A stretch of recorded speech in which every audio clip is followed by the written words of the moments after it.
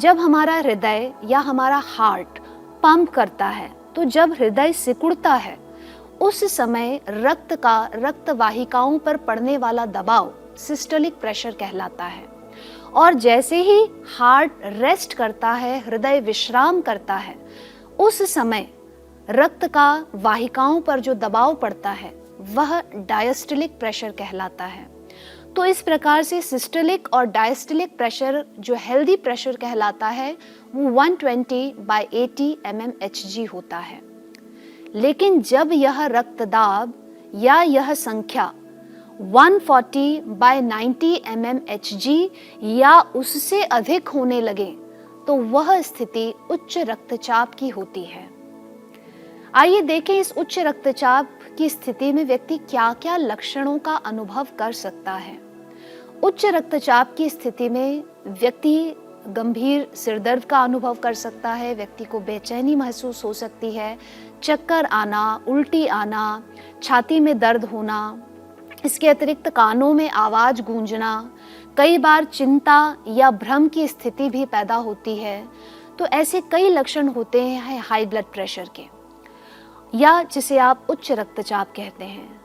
और उच्च रक्तचाप के कारणों पर यदि विचार किया जाए तो उच्च रक्तचाप के कारणों में सबसे बड़ा कारण, सबसे मेजर कारण है अनियमित जीवन शैली, इर्रेगुलर लाइफस्टाइल।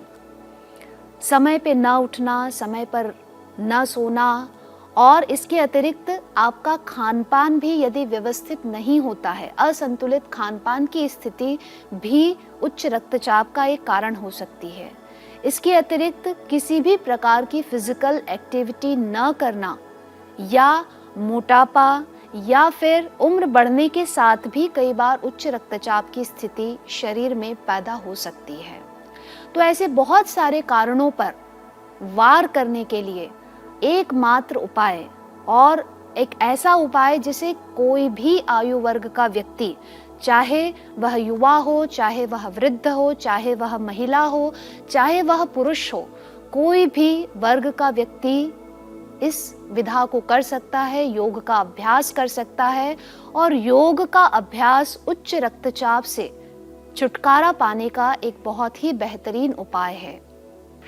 तो आइए आज हम जानेंगे कि योग के अंतर्गत ऐसे कौन कौन से अभ्यास हैं जिनको करके हम हाई ब्लड प्रेशर, हाइपरटेंशन या उच्च रक्तचाप से छुटकारा पा सकते हैं।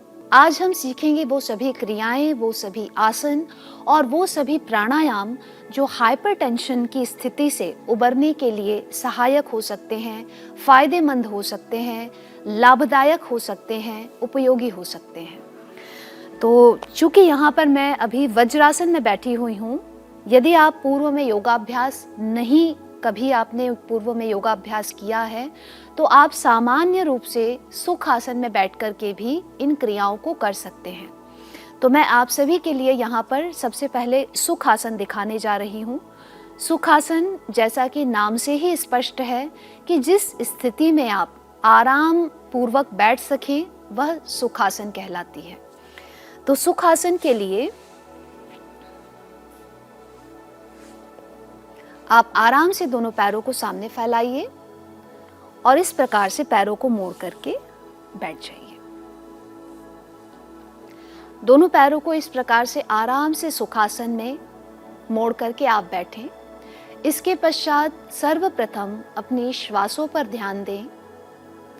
दोनों हाथों को आप घुटनों पर इस प्रकार से ज्ञान मुद्रा में रखें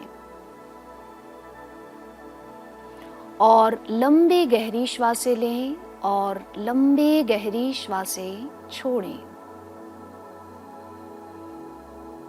पूरा लंबा गहरा श्वास भरें और श्वासों को छोड़ते समय अधिक से अधिक प्रश्वास, लंबा प्रश्वास करने का प्रयास करें। शुरुआत हम कुछ श्वास की क्रियाओं से करेंगे। इसके पश्चात हम कुछ आसनों के बारे में जानेंगे और अंत में हम कुछ प्राणायाम का अभ्यास करेंगे जो कि उच्च रक्तचाप या हाइपरटेंशन के निवारण में सहायक हो सकते हैं। तो सबसे पहले दोनों हाथों को आप इस प्रकार से अपनी छाती के सामने, चेस्ट के सामने जोड़ करके रखें।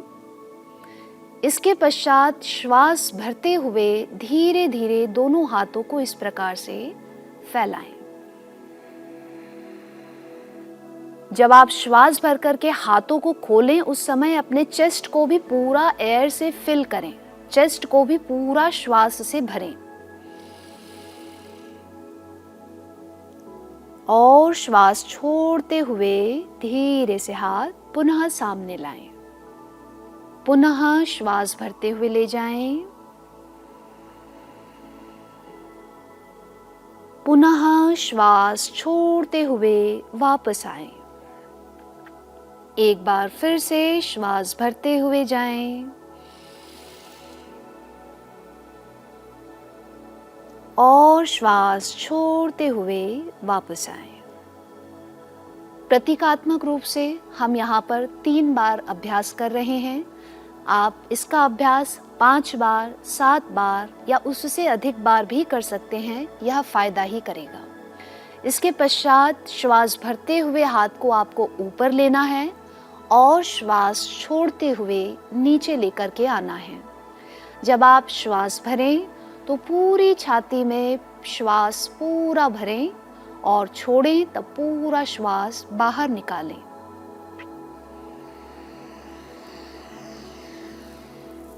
इस प्रकार से श्वास भरते हुए हाथ ऊपर ले जाएं और श्वास छोड़ते हुए हाथ नीचे लाएं।